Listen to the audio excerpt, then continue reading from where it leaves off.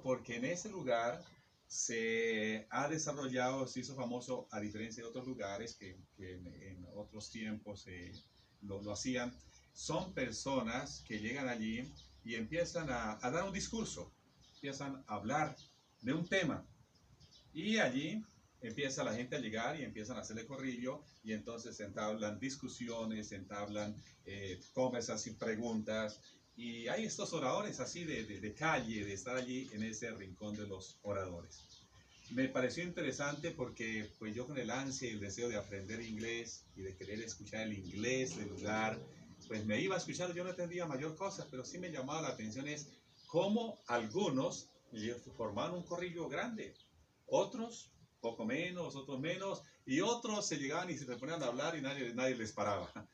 Entonces, esto a mí me ha impresionado mucho y siempre recuerdo esta experiencia de estar en ese Speakers Corner y esto nos introduce en el tema que nosotros vamos a desarrollar en los próximos 12 meses en este nivel de homilética, porque la homilética tiene que hablar con habladores, la homilética tiene que ver con oradores, la homilética tiene que ver con discurso, tiene que ver con discusión, tiene que ver con pasión, tiene que ver con comunicación.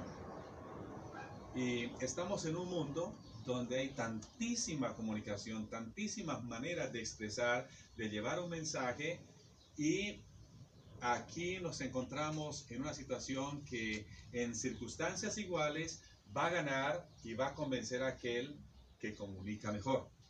Y es lo que nosotros vamos a hacer a través de este curso. Cómo comunicar, cómo hablar, cómo escribir y también cómo leer. Lo dije al revés, mejor. Durante este curso vamos a aprender a leer, vamos a aprender a escribir y vamos a aprender a hablar bien. Como decía alguien muy acertadamente, decía lo siguiente, decía, la comunicación, o mejor, el discurso, la palabra, es una de las necesidades del hombre. O sea, saber comunicarnos es una necesidad básica que tenemos todos, porque nuestra vida es precisamente, se establece a base de comunicación, de relación, de hacernos entender y de entender a otros, y obviamente dentro de algo muy específico como es un mensaje, como ser portadores de algo que poseemos, que conocemos y queremos que otros lo entiendan, lo acepten y toquen sus vidas y tomen una decisión frente a lo que estamos planteando. Entonces, este es el proyecto que vamos a tener, homilética primer nivel, que tenemos, dice, aprender a hablar en público es una necesidad básica. Y yo creo que aquí estamos nosotros, por alguna razón, interesados en cómo aprender a hablar en público. Hay personas que no tocaron un aula de universidad, pero cuando de pronto hablan a la gente, se hacen entender, se activan los mecanismos que dicen, no, pero ¿cómo le hace esa persona? Yo conozco doctores que cuando se paran a hablar en público no saben, no transmiten, la gente les cree más porque son doctores y porque están respaldados quizás por una institución, pero realmente no son buenos comunicadores. Entonces, aprender a hablar en público es una necesidad básica. Y esto es lo que en este seminario de Cristo Rey vamos a hacer. A tomar el tiempo, a ejercitarnos, a disciplinarnos, a aprender a hablar en público. ¿Sabían ustedes que, por ejemplo, Padre Pablo, antes de llegar aquí al país y abrazar ese ministerio, fue un político famoso allá en Ecuador? Famoso que tuvo los pantalones de enfrentarse incluso a la misma Iglesia Católica, una institución que tiene muchísimo poder, y lograr convencer, lograr liderar un grupo de personas, un pueblo, para tomar unos terrenos que eran de la arquidiócesis y entonces cederlos a la comunidad, al pueblo. Eso no fue simplemente, esto me gusta, no, él tuvo que hablar, tuvo que mover. ¿Cómo le hizo? A lo mejor en ese tiempo él estaba usando ciertas formas, cierta manera de expresar. Tenía pasión, tenía elocuencia, tenía forma de hacerlo. Entonces, es lo que estamos aquí. Aprender a hablar en público es una necesidad básica. Porque la verdad es que diariamente, constantemente, nosotros estamos hablando Estamos hablando y este arte de hablar lo hacemos en privado, lo hacemos en el negocio. O sea, el que sabe hablar es un buen vendedor. Hoy estuve en el centro de Los Ángeles y el plan para venir para acá y resulta que al pasar por delante de un local ahí, vi unos suits, unos trajes. Dije, me voy a medir uno porque el lunes voy a estar allá y voy a decir, me gusta uno, pues voy a eso, me gusta. Y me gustó uno, y pues ¿qué va a creer? No quise comprarlo en ese momento porque me estaban diciendo, no, es que esto es, mire, si compra dos, se lo vamos aumentando, y si compra dos, le damos uno gratis. Mire, pues reservé 4, porque por 2, me iban a dar 2 gratis. O sea, me convencieron de tal manera, o sea, usaron tanto la palabra, la forma como ellos, porque eran 2. Y entonces el uno dijo, mire, si lo lleva ahora, yo le bajo el precio a lo que él está dando, me decía el otro. O sea, que es un acuerdo que ellos están, o sea que es hablar, saber hablar. En otras palabras, el éxito está en tu boca, en tus palabras. Nosotros vamos a aprender a hablar. Vamos a aprender, y para aprender a hablar se requieren ciertas técnicas, ciertas formas que tenemos que hacerlas. Como es leer, como es escribir y obviamente hablar, porque no solamente uno comienza con pensamientos, uno tiene que expresar con palabras, tiene que uno decirle, y el punto es cómo uno lo dice, porque muchas veces ni siquiera es la sabiduría, o sea, el contenido como tal, sino es cómo te lo dicen, cómo te lo presentan. Cómo toca los sentimientos. Entonces, vamos para allá y espero que a la vuelta de un año tengamos aquí expertos que cuando llegan aquí, así sea 1 minuto, 2 minutos, ¡pum! Dijeron, impactaron, tocaron. Dice que Dios Señor. Yo me acuerdo especialmente de historias, de parábolas, que alguien contó de pronto en un lugar. Y hasta el día de hoy yo me los acuerdo, los comparto y es lo que hace la iglesia a la gente. Una palabra bien dicha, una historia bien dicha, un testimonio bien dado, eso puede impactar, tocar vidas para el resto de sus vidas y tocar otras generaciones. Debemos aprender a hablar. Y aprender a hablar es saber escuchar, saber leer, saber escribir. Y no se afanen, pero no, pero es que yo tal vez no hice ni la prepa, no se preocupen. Se puede uno aprender a leer. Y para eso estamos aquí, ¿o no? ¿A poco no? ¿No hemos venido para eso, para aprender? Así es, señores. Entonces, ahí estamos. Este es el seminario que vamos a tener y aquí en Ontario, gloria a Dios. Tenemos homilética, a ver si me sigue. Oh, ya. Este es el propósito nuestro. Familia abierta al plan de Dios, Casa de Oración Ontario. Y es lo que queremos. Tenemos que hacer algo. No llegamos simplemente aquí para llenar un sueño. Mucha gente que llega aquí a los Estados Unidos han encontrado aquí la fe, han encontrado aquí una manera diferente de ser cristianos, de ser católicos, de vivir la vida, de vivir la fe. Cuando uno se abre, cuando lo están haciendo ustedes, eso va a transformar su vida, porque incluso aprendiendo esto vas a saber cómo tratar a tu esposo o a tus hijos, que no. A veces lo hemos dado con la misma cantaleta, y esto nos va a dar la manera cómo negociamos, cómo yo trato, cómo yo tengo ciertas formas, ciertas técnicas de que la gente cambiarle la idea a través de cómo yo me relaciono y cómo me comparto. ¿A poco no? No, el día que tenemos la relación, dio testimonio que ella no quería saber nada de esto, y miren, ahí las tenemos, los dos. Y la señora María tiene un don muy especial cuando ella habla, la verdad, para mí que a veces habla mejor que el padre Pablo. Sí, no, ella tiene, cuando ella habla es muy especial, y Dios quiera que un día ella esté dando estas clases, compartiendo este testimonio, que es muy especial. Entonces tenemos ese plan maravilloso que estamos, y quiera que un día su esposo, sus hijos digan, oye, mi madre fue a un grupito allá, ahora se para en cualquier lugar, agarra un micrófono y mira cómo lo hace, muy hermoso. Vamos para allá. Este es otro grupo ya, no estamos solos, nosotros somos parte de una iglesia, somos parte de una diócesis, somos parte de un movimiento de creyentes. Aquí no está padre, no está padre. Sí, está Ana María allá atrás, mira, allá está detrás de. ¿Sí es ella o no? Sí. Está ahí, no es que más está por aquí. Bueno, es parte de todos ellos, son parte de la iglesia, son jóvenes, son líderes también, que saben que estamos en un movimiento. Entonces, para que veamos que esto tiene impacto. Ella, por ejemplo, ella ha sido nuestra maestra de comunicación. Ella también con ella aprendimos, compadre, ellos dos aquí. Estos dos estuvimos aprendiendo. Y bueno, ella es mi esposa, porque casi. Sí, la señora Cecilia. Y bueno, ahí estamos todos. Es un grupito, muy bien. Y esos son niños que nacieron en la comunidad, o sea, de los dos niños del fondo allá. Los que están aquí atrás son los primeros católicos antiguos que nosotros conocimos aquí en Los Ángeles. Son ellos, René y Ana Ruth. Y la otra señora que está al lado también, que es Irma, también que está de los... Cuando yo llegué aquí ya estaban en la iglesia, aquí en Los Ángeles. Hay gente que está en el movimiento en la iglesia. Bueno, este es el programa que vamos a desarrollar entonces para durante el año. Nivel 1, año 2019, aprender a hablar en público es una necesidad básica de nuestra ley, aprender a hablar en público, porque donde hay 2 o 3 personas ya es público, ¿no?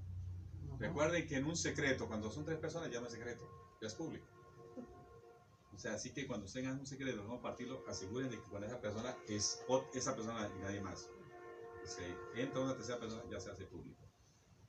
Entonces, aprender a hablar en público es una necesidad básica y eso se basa sobre leer, escribir y hablar bien. Entonces, los temas que vamos a tratar son definiciones de qué es oratoria, de qué es homilética, de qué es el curso, lo vamos a tratar ahora y cada uno va a tener también sus prácticas. La técnica del tomate, vamos a verla en el próximo encuentro. Leer bien, escribir bien, vamos a hacer ejercicios aquí para eso. Y espero que no se lo pierdan porque va a ser muy interesante y ayudará como hacemos hablar bien. Aprender a hablar en público, 5 pasos sencillos. Y con el tiempo ya también ustedes van observando, o sea, sus maestros también decir, oh, lo está haciendo bien, está usando técnica, no está usando técnica, de pronto a mí mismo, ya sabemos esa técnica, entonces, pues, para que ustedes lo aprendan y lo usen en sus momentos. Tenemos aquí ya algunos de ustedes que trabajan con personas, son líderes, que tienen, entonces eso ayuda mucho esto para que vayan aprendiendo. ¿Cómo aprender, a hacer una presentación? 1, manejar el miedo, porque a todos, quieran o no, a todos nos da miedito a veces hablar en público. El mejor discurso del mundo, vamos a analizar cómo se hace un discurso en general, que hay un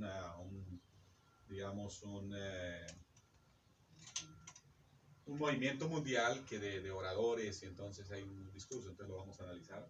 El orador, vamos a ver quién es un orador, y luego elaborar el bosquejo del sermón 2, que es como ya cuando vamos a hacer un mensaje. Pero todo, o sea, todo tiene su práctica en donde quiera que nos encontremos. ¿Algunas preguntas aquí? ¿Tienen algunas? ¿Llenan sus expectativas? No está aquí un genio, pero pueden ustedes pedir. No gustaría que trataran temas. ¿Sí?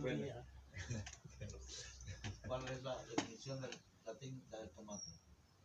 En la próxima, en cuanto se los sí, para no adelantar. No se lo pierda. Sí, sí. Si no, lo va a perder ya. Sí, no, pues sí, porque ya dice, no, ya es la definición de tomates. ¿Ya? O sea, son para cada mes un tema. Esto es básico, o sea, no es porque no, bueno, a lo mejor ustedes están pensando que es como yo le voy a hacer aquí un sermón para que salgan el domingo a predicar. Lo vamos a ver que la homilética es un arte, así como el que toca una guitarra, o sea, empieza a tocar y empieza a aprender las cosas, hay una técnica, tiene que hacerlo para sacar los ritmos y todo, pero lo va a aplicar en cualquier lugar. O sea, cuando tú sabes tocar guitarra, puedes tocar en una banda, puedes tocar aquí, puedes tocar allá, porque tienes las herramientas y te has preparado para hacerlo. Muy bien. Señores, esto es lo que hacemos, nuestra obra es con el respaldo de Dios. Jesús dijo a sus discípulos, vayan, y en mi nombre, prediquen. Jesús dijo, vayan, pongan las manos, prendemos en el amigo. Vayan, los que poseen espíritus malos serán liberados. En otro pasaje dice, enséñenle lo que yo les he enseñado. Nosotros estamos en el respaldo de Dios, somos una iglesia católica antigua, y así que nos interesa, nos queremos formar, queremos ayudar a las familias. Esta es la iglesia en Bellflower. Es un sacerdote que fue invitado hace un mes y por cierto estuvo aquí con ustedes también. Esta es la comunidad de Bellflower que se reúne allí los domingos a las a las 12 del día. La clase de hoy, entonces ya pasamos a la clase de hoy. Entonces ahora sí vamos a entrar en materia, después de esta introducción. Y la clase que tienen para tomar notas, si tienen la próxima, les recomiendo en Staples venden así como estos libritos, o bueno, si tienen sus, para anotar así estas agenditas para que tomen sus notas y es muy bueno tomar notas porque después digo, ay, me gustó tanto eso que se me olvidó. Y el problema, cuando nosotros llegamos a cierta edad, hay un problema, que decimos, ay, lo escribo para que no se me olvide. El problema es que después no saben dónde puso el papelito. Entonces sí, anoten una agendita y pónganle su nombre y van a ver si no es mucho lo que tienen que hacer. Entonces, lo que vamos a hacer hoy, vamos a empezar con la definición de homilética. ¿Qué vamos a entender por la homilética? Pero antes de entrar a la homilética, quería referirme a lo que me pasó en Londres. Esto de hablar en público, de hacer un discurso, de llevar un mensaje, de atraer gente, es una de las, digamos, profesiones más antiguas del mundo, porque es cómo convencer, cómo liderar, cómo ayudar a un pueblo a tener claridad sobre un objetivo, sobre un propósito. En el libro de Hechos de los Apóstoles, en el capítulo 17, versículos 16, 18, no sé si tienen la Biblia por allí, la pueden leer, si tienen me puede ayudar con capítulo 17 del libro de los Hechos de los Apóstoles. Vamos a encontrar una historia o un relato que se refiere al apóstol Pablo. Capítulo 17, sí, capítulo 17, versículo 16 en adelante.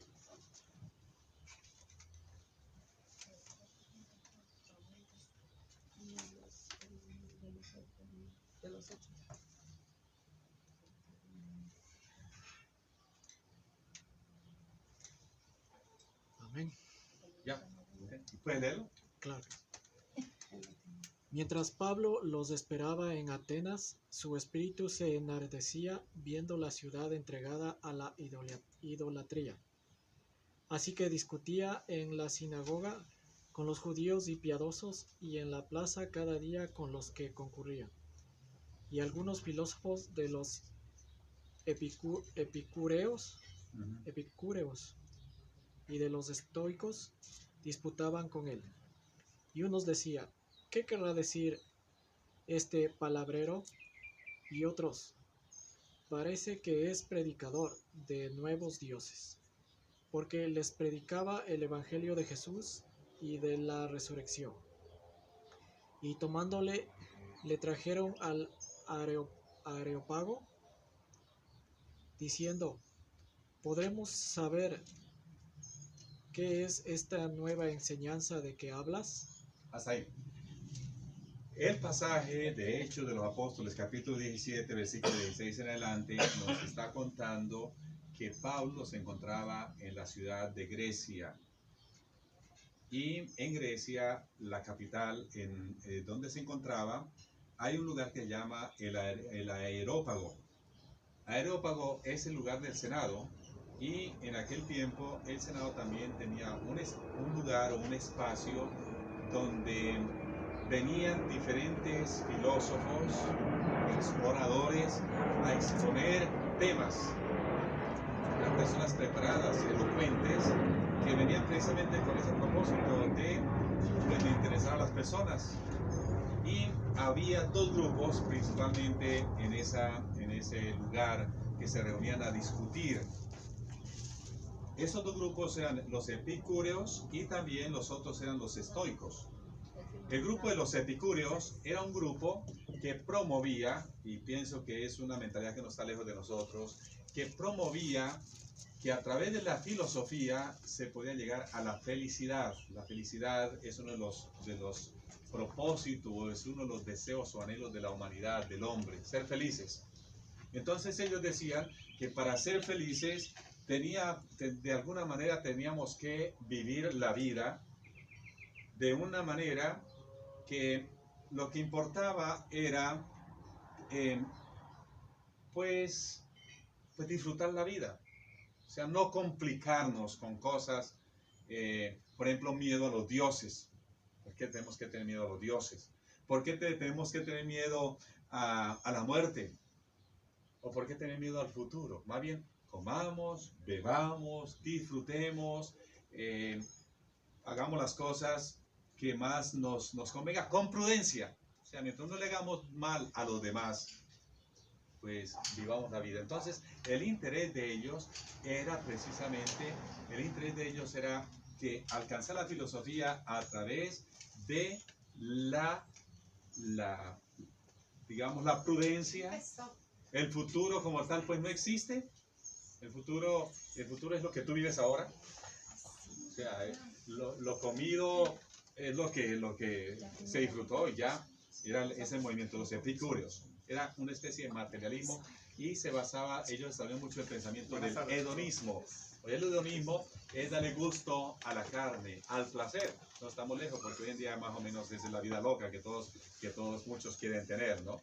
Mientras tanto, los otros, que son los estoicos, decían, no, tenemos que ser más bien, tenemos que más bien vivir en virtud, tenemos que sacrificarnos, tenemos que dominar nuestras pasiones, tenemos que hacer las cosas pensando en un bien superior, en algo mejor que nos espera, en una vida eterna que nos espera, en un cielo que es mejor que el que estamos viviendo.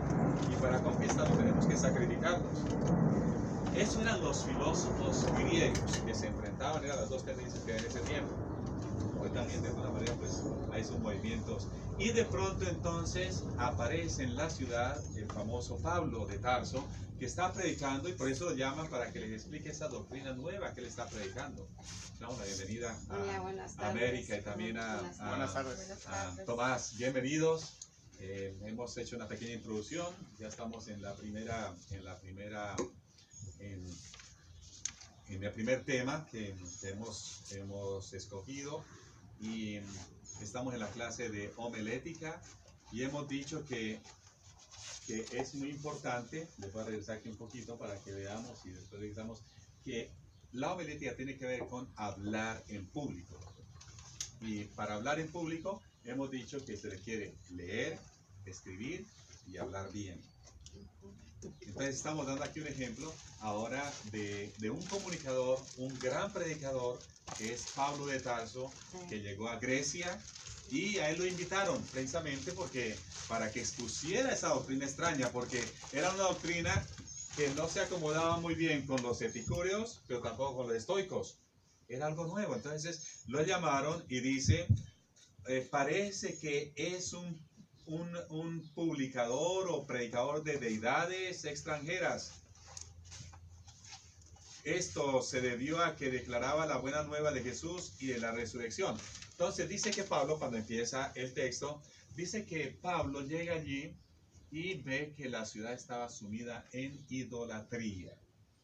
Aquí quiero que tengamos esto. O sea, cuando llega allí, no es como quizás los evangélicos nos aquí nacen de que la idolatría es porque tenemos una imagen de Guadalupe o tenemos un Cristo. No, la idolatría consiste cuando el hombre pone en lugar de Dios cualquier cosa. Esa es idolatría. Un idólatra puede ser un católico, puede ser un cristiano, es cuando idolatría es cuando en el lugar de Dios, que se merece toda la honra, toda la gloria, es el único que existe, ponemos cualquier cosa, llámese una persona, llámese un bien, llámese un hábito, llámese cualquier cosa que yo pienso que no puedo vivir sin eso. No, con lo único que no podemos vivir es sin Dios. Con lo demás es un ídolo. Ídolo es aquello que ocupa el lugar de Dios, que ponemos entre Dios y nosotros. Es el ídolo. Entonces dice, al ver, dice, muchas deidades, o sea, ve que tenían un lugar para un Dios, para otro Dios. Bueno, la manera como lo están haciendo. Entonces por eso lo llaman, porque dice, hay un predicador que está hablando de algo nuevo, de algo diferente, de un tal Jesús y de la resurrección. Vamos a escucharlo. ¿Qué pasa entonces? Seguimos hablando. En el versículo 19. De modo que se apoderaron de él y lo condujeron al Areópago y dijeron: Pues traes a nuestros oídos cosas extrañas. Queremos pues saber qué quiere decir esto, porque todos los atenienses y los extranjeros residentes allí en ninguna otra cosa se interesaban sino en decir o en oír algo nuevo. Exactamente, mira. Entonces, la gente tiene curiosidad de escuchar. A todos nos gusta. Dicen que cuando alguien llega a un lugar, que viene a otro lugar, siempre trae cosas nuevas. O sea, que hay que escucharlo, hay que ponerlo a hablar. Cuénteme, por eso dice, cuénteme cómo le fue, qué miró, qué vio. A todos nos gusta que nos cuenten algo nuevo. Y si invitamos aquí a alguien, que siempre queremos escuchar que alguien, algo nuevo, porque no empiezan a repetir, no, eso ya lo escuchamos, no, a todos nos gusta. Entonces ellos tenían esa ansia, ese deseo de escuchar algo nuevo, y a todos nos pasa. La Biblia dice, el oído no se cansa de escuchar, ni los ojos de ver. O sea que siempre tenemos como esa sacia, y algunos es como el mar que le llega agua y nunca se cansa de recibir el agua, ¿no? Entonces, eso eran los griegos tenían esa ansia, ese deseo. Y aquí está el reto de Pablo el predicador. Y aquí está el reto quizás de nosotros cuando tenemos que de pronto dar el testimonio y dar un mensaje, la palabra, a familiares o amigos en el trabajo, a personas que tienen esta mentalidad a veces de estoicos o de hedonistas. Porque muchas veces dicen, no, a mí lo que me importa es vivir la vida loca. A veces cuando hablamos con las personas, hablan unas barrabasadas que uno dice, Dios mío, nosotros las dejamos pasar, no le ponemos nada porque, bueno.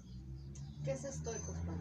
Los estoicos estamos explicando que es un grupo, según el capítulo 19 y 17 de Hechos, que se enfrentaban, eran grupos de filosofía, o sea, eran grupos que se enfrentaban con los epicúreos.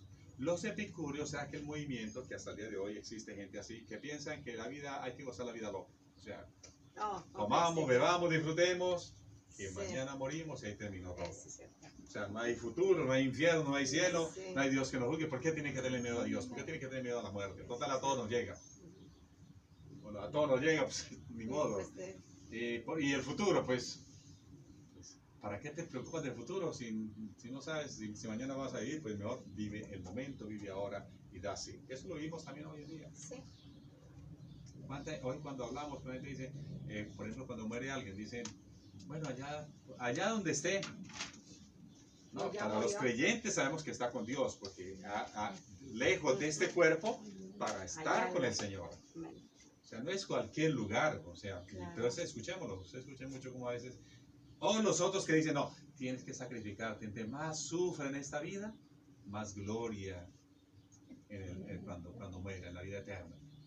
Y eso lo hemos recibido mucho, la Iglesia Católica ha predicado mucho eso, pues sufra, tenga paciencia, aguante, te casaste con el esposo y le da palo, pues aguante, total es su esposo, él tiene derecho, ¿no?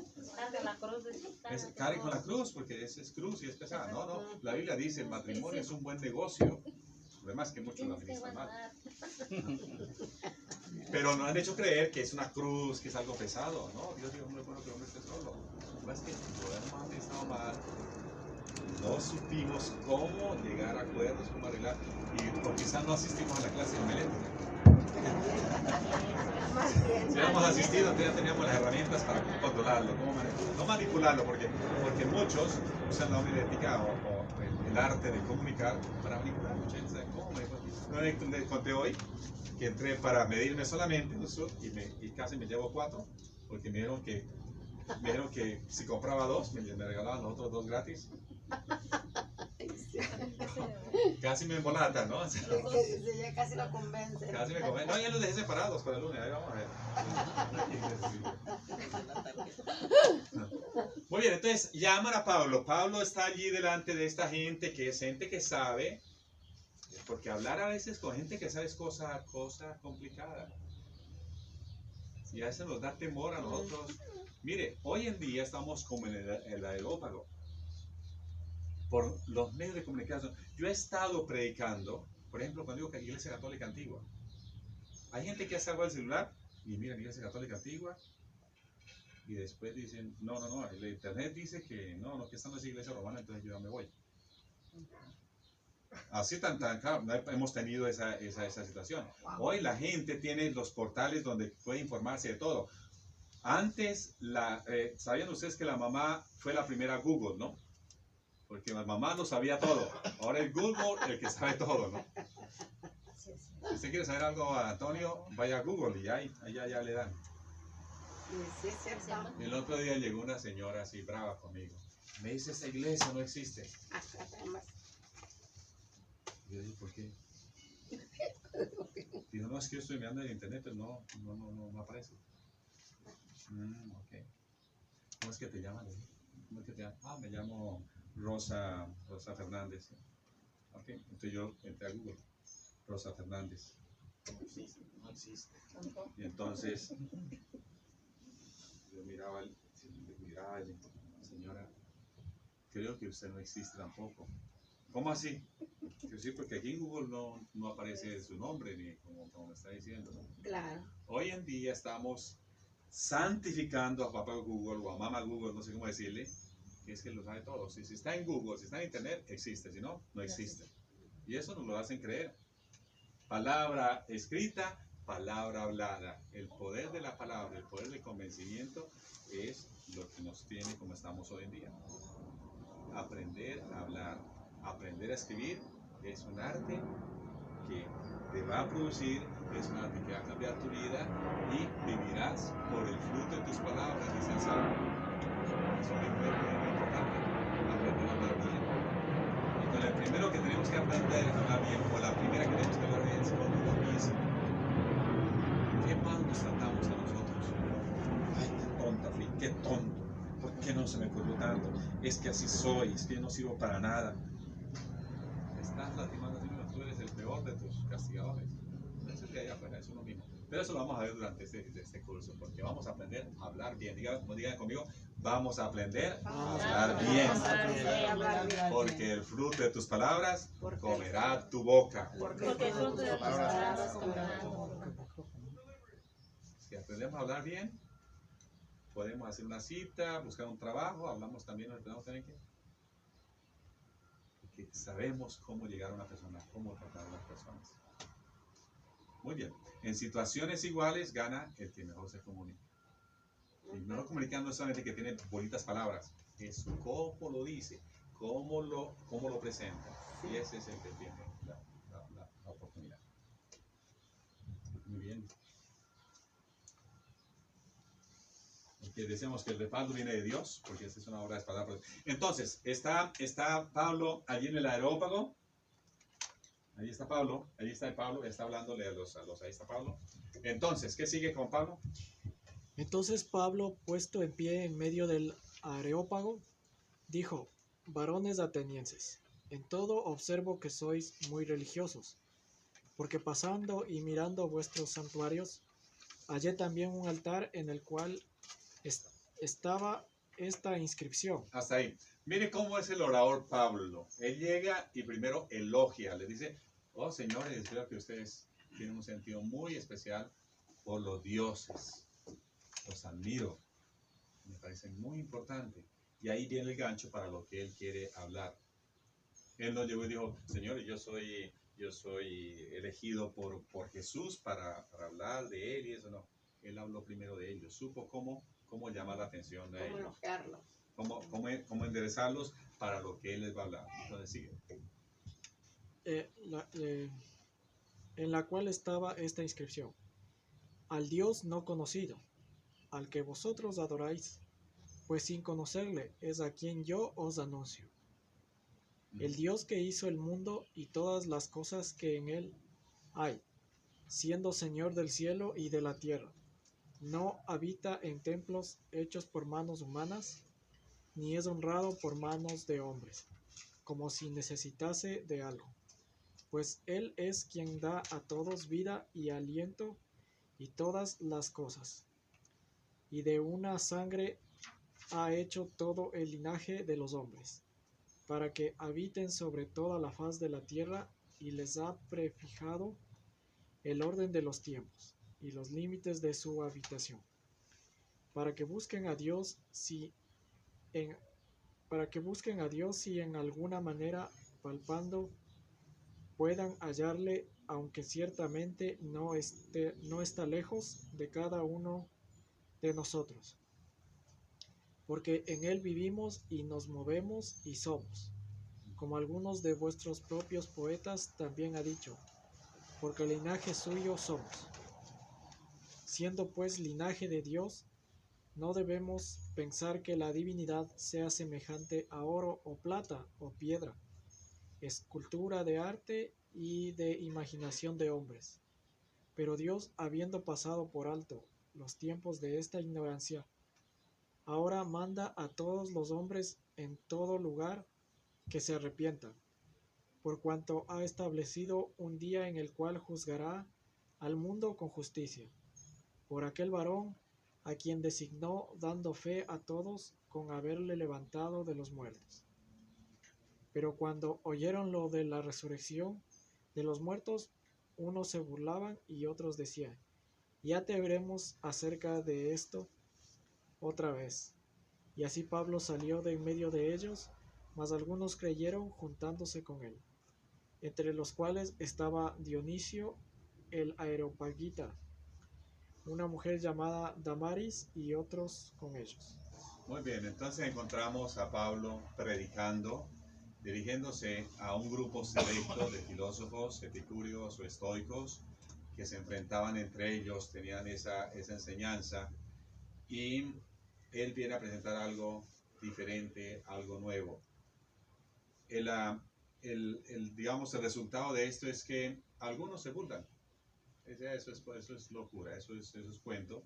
Y saben, por cierto, que el Evangelio es locura para algunos, pero es poder de Dios para otros. Para uno es locura y para otros simplemente es algo que no se entiende. Entonces dijeron, mejor de este asunto para otra ocasión. Muchas gracias, muy amable por tomarse el tiempo, pero dice que tuvo fruto de todas maneras. Hubo algunos que se le unieron, algunos que aceptaron el mensaje que él les traía de Jesucristo y el mensaje de parte de Dios. Ese es el resultado o es el fruto que se quiere en la predicación. No estamos hablando. No importa dónde sea, cómo sea el ambiente, a quienes les esté hablando, siempre con una intención de la conversión, de que el Evangelio agarre raíz, caiga esa semilla en buena tierra. Entonces dice, así que Pablo salió de en medio de ellos, pero algunos varones se unieron a él y se hicieron creyentes, entre los cuales también estuvieron Dionisio, juez del tribunal del Areópago, y una mujer de nombre Damaris, y otros además de ellos. Entonces está hablando de este ejemplo que encontramos precisamente para indicar que así como en tiempo de Pablo en Grecia, o así como la experiencia que yo estuve en Londres, de aquel Speaker's Corner, donde la gente se paraba allí a dar sus discursos, a motivar a otros, así también nos encontramos nosotros diariamente en diferentes circunstancias con diferentes expositores. Solamente encienda el televisor, cualquier cosa que vean en los medios, cada uno está haciendo su exposición. Hoy hay tantos maestros, lo que usted quiera ya en YouTube, lo que usted quiera encuentra ahí. Son maestros que se paran allí y todos para buscar seguidores, todos para que simpaticen contigo, todos para que te sigan, para que sean tus seguidores. Nosotros estamos precisamente en este arte, estamos en esta tarea de prepararnos también para nosotros saber cómo hablar, cómo lograr también que el mensaje, lo que yo quiero transmitir, tenga efecto, la gente lo reciba y sea pues de ayuda para las personas. O sea que ante un mensaje que yo dé, tener seguidores. Habrá gente que se ríe, gente que dice no, en otra ocasión no lo escucho, esto no es para mí. Yo conozco incluso gente que está en la iglesia, algunos están haciendo ya también, están volviendo youtubers también, algunos haciendo negocios, vendiendo joyas, haciendo cosas, lo están haciendo y están aprendiendo cómo hacer esto. Hasta aquí, ¿alguna pregunta de lo que hemos visto de este pequeño introducción? América, ¿cuáles son sus expectativas? ¿Qué espera aprender usted? Pues yo lo que quiero aprender es lo que usted dijo, hablar bien, a escribir bien para ayudar a que personas como yo se conviertan. Más que nada mujeres también. O sea, mi expectativa es las mujeres. ¿Me entiende? Yo quisiera hacer como un grupo de oración después. Usted me conoce de años. Usted sabe lo que ha pasado conmigo. Y yo digo, así como yo pude y Dios me pudo tocar. Y como dijo usted, de los escuchando y escuchando, saber cómo llegar al corazón de las personas es lo que yo quiero. Es lo que yo quiero. Sí. Y mi amigo Tomás. Tomás. Pues igualmente, como ella ya lo mencionó, siempre espero estar a su lado mientras Dios nos dé vida, apoyarla e igualmente aprender a comunicar con la gente, que es lo más difícil, perder este miedo que nos da de pararnos enfrente, pues vemos aquí mañana con los niños enfrente, aunque sean niños, hay un temor por dentro que uno tiene que vencer. Aprender a decir las palabras adecuadas respecto al espectador que tiene uno enfrente.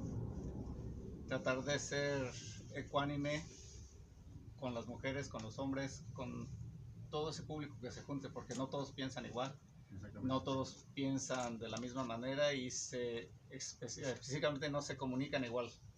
Tienen que aprender a ser como en medio de todo eso, ¿me entiende? Hace rato usted tocó una parte bien importante, obispo, cuando usted dijo que estamos en el ojo del huracán, ¿no?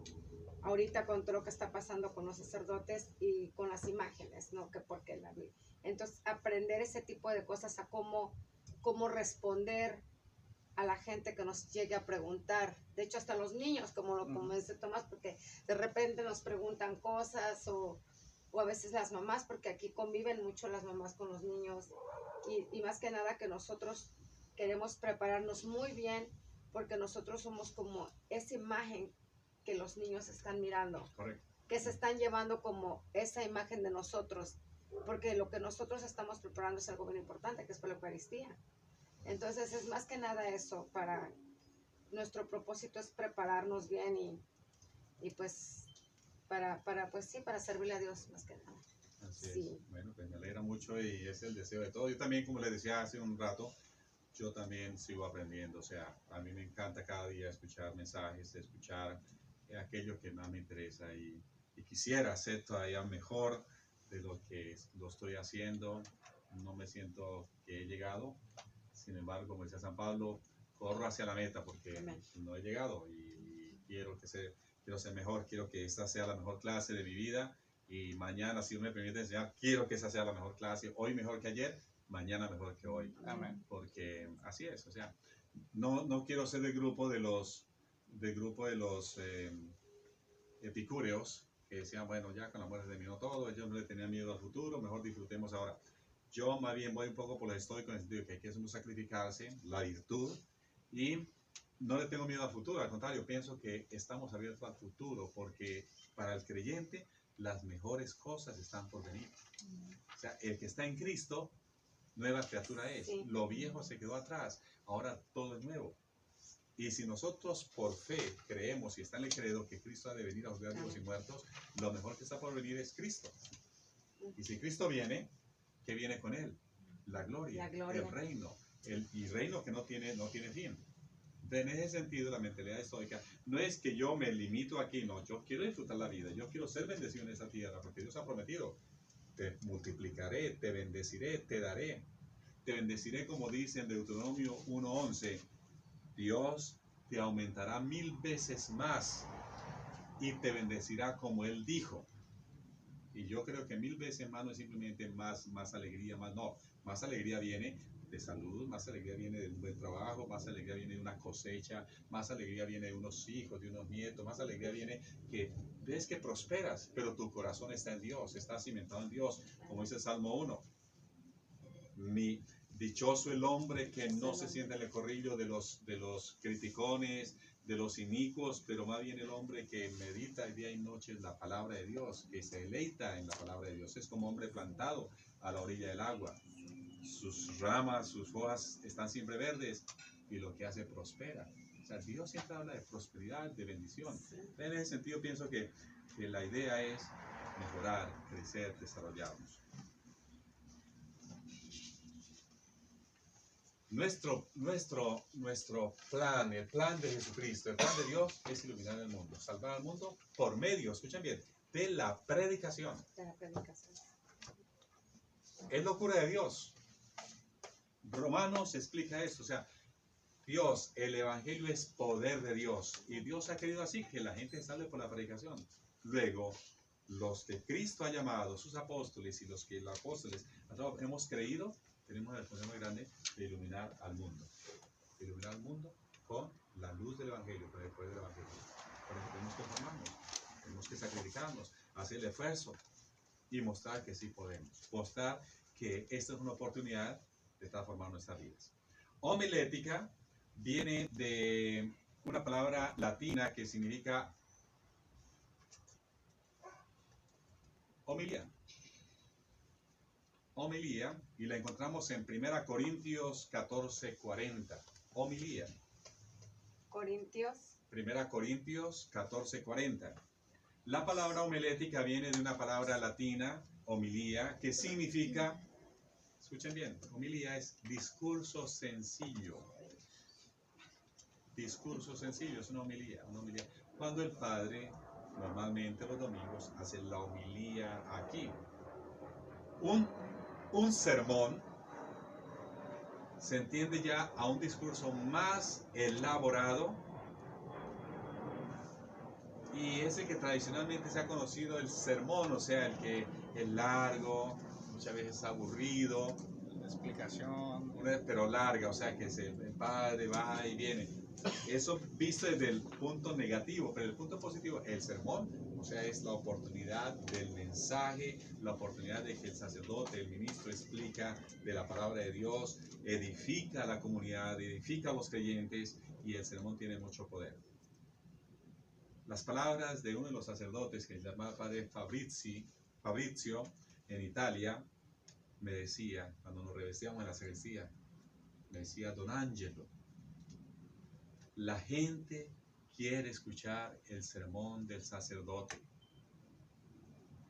Y es verdad, cuando uno va a la misa, la gente, cuando después de que la lectura, la gente se sienta para que el padre dé el sermón. Ese es un acto solemne, es un acto maravilloso, un acto, y hay de esos sacerdotes que hacen esas predicaciones hermosas, de esos sermones. Oye, es un momento de transformación de vida. Entonces, de ahí viene la palabra homilía. Es un discurso sencillo y es el arte de ordenar un sermón.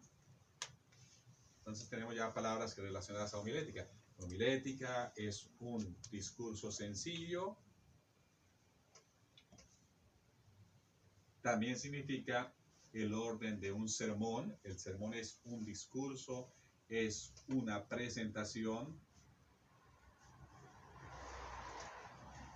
Es importante entender que sin el esfuerzo y dedicación nunca se podría llegar a un buen expositor de la palabra de Dios en público. En la iglesia hace falta buenos expositores que presenten el Evangelio de tal manera que llegue al corazón de la gente. Yo estuve en Tihuamo en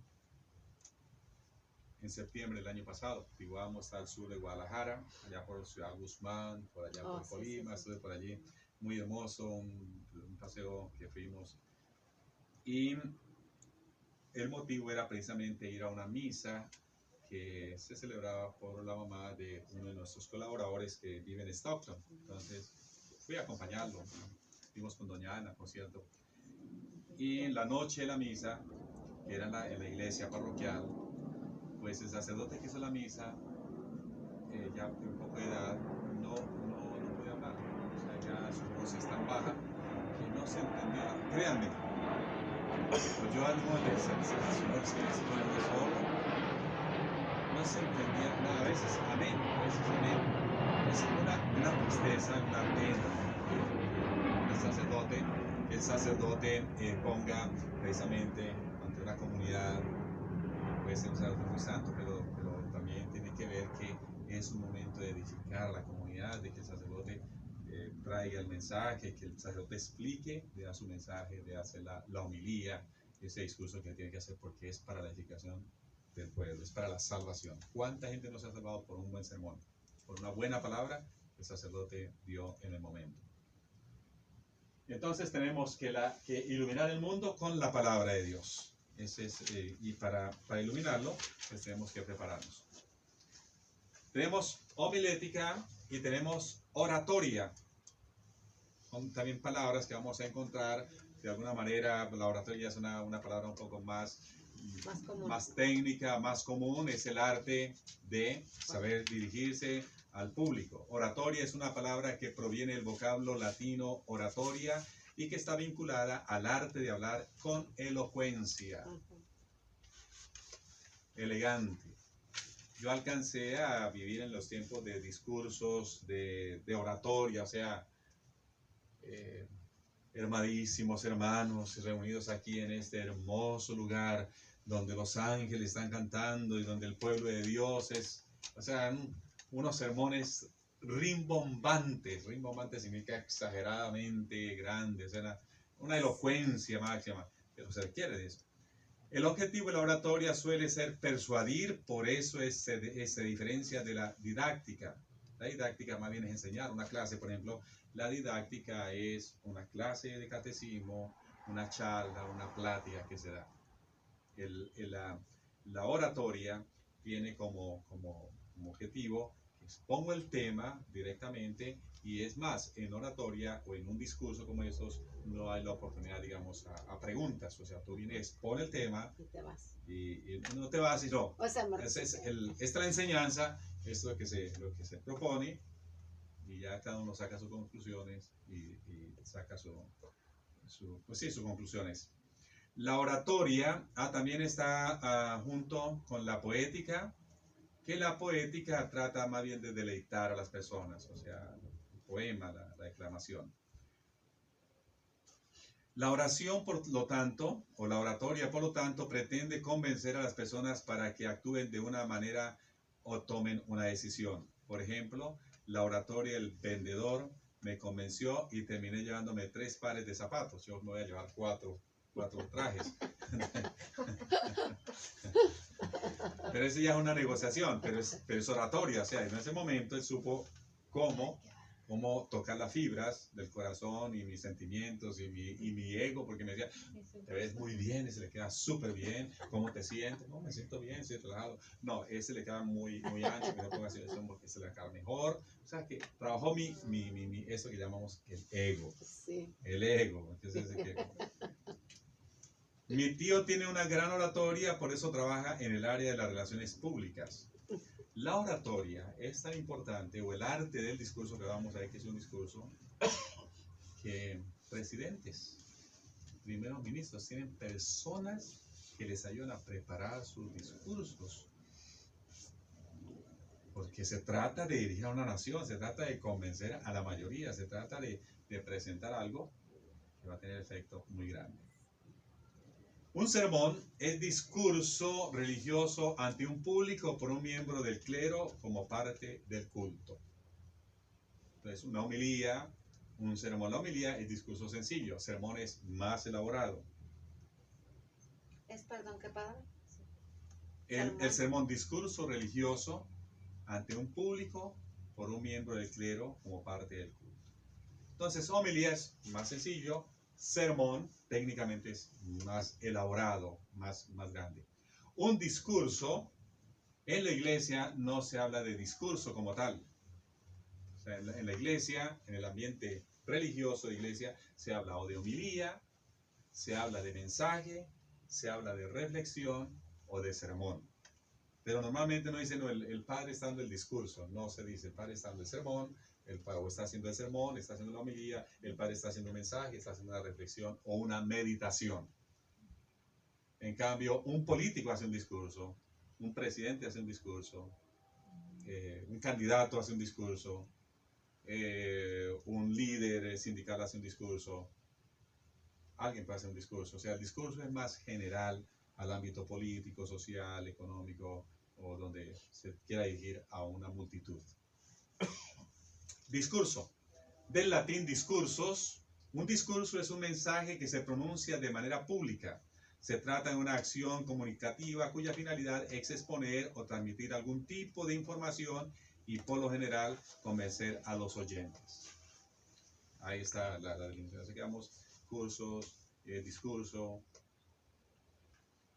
Por ejemplo, el gobernador sedujo a los empresarios con un discurso muy convincente. Ya basta de discursos, es el momento de actuar. El discurso del gerente fue recibido con poco entusiasmo por los trabajadores en el marco de la convención. Cabe destacar que para la lingüística el discurso puede ser oral o escrito también. Esto quiere decir que algunos textos también pueden considerarse como discursos. Cuando el Papa Juan Pablo II, también Papa Benedicto XVI, Papa Francisco, un poco menos, siempre sus discursos los escribían, siempre. Es más, ya se sabía con anterioridad cuál era el discurso del Santo Padre, por ejemplo. Entonces lo escribían, era su discurso. Entonces hay discursos escritos, discursos hablados. Y claro, tienen unas reglas, unas técnicas para preparar esos discursos. Para la filosofía, por otra parte, el discurso es un sistema de ideas que se construye de una manera social. En este contexto puede hablarse del discurso dominante en referencia a aquellas representaciones que son impuestas por las clases superiores y que terminan siendo aceptadas o compartidas por la mayoría de la sociedad. Vimos el caso del apóstol Pablo en el Areópago. Los epicúreos hacían sus discursos, los estoicos hacían sus discursos porque son presentaciones que siguen sistemáticamente una mentalidad o una filosofía. Por eso es un sistema de presentación, de estudio, de profundización. Y bueno, los discursos aparecen en ámbitos muy diversos. Estos mensajes son una parte esencial de la actividad política, ya que los candidatos en un proceso de eleccionario, los dirigentes y los funcionarios suelen comunicarse con la población a través de discursos. Supongamos que un país está a punto de elegir un nuevo presidente. Todos los candidatos pronuncian diversos discursos durante la campaña para comunicar sus propuestas y seducir a los votantes. Entonces, discurso, para sintetizar, está más referido a la parte política, a la parte social de dirigentes comunitarios, dirigentes empresariales, diferentes políticos. En cambio, sermón, homilía, mensajes están más relacionados con el ambiente eclesiástico. El Papa pudo dar un discurso o un sermón, ahí entra otro juego de palabras, porque depende, si no es un mensaje dentro de un ámbito, digamos, cultural, puede ser considerado un discurso o un mensaje. Por ejemplo, cuando Francisco da un mensaje a la iglesia que no está dentro de una misa, es un mensaje que lo dirige a través pues, de los medios y no es un sermón como tal. El sermón tiene que ser dentro de la misa. Puede ser un mensaje social, entonces se puede considerar en ese caso, en el caso del Papa Francisco, sería un mensaje del Papa. Ahora, ya el mensaje como tal puede tener la dirección social, una dirección política. De hecho, se le critica mucho que a veces entra mucho en política. Le gusta entrar, sus mensajes son muy salpicados de política. Y las corrientes conservadoras dentro de la Iglesia Católica incluso lo consideran casi hereje, o sea, que está haciendo cosas que no debería estar haciendo, porque a veces se mete y toca puntos políticos. Pero como tal, estamos hablando desde el punto de vista, digamos, de clasificación. O sea, no es propiamente un discurso, se puede decir, el Papa hizo un discurso político. Sí, puede decir, o dio un mensaje político. Un mensaje, sí, puede ser.